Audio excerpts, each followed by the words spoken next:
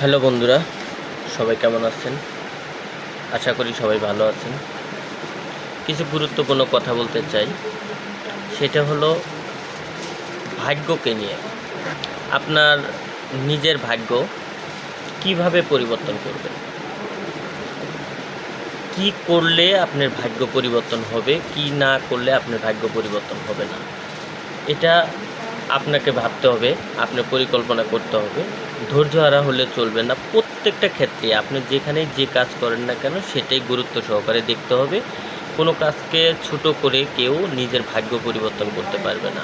হ্যাঁ, আপনার হয়তো সাময়িক কিছু সমস্যা বা কষ্ট হতে পারে, কিন্তু আপনার জন্য ভবিষ্যৎ যে ভালো সেটা আপনি নিজেই একদিন বুঝতে পারবেন।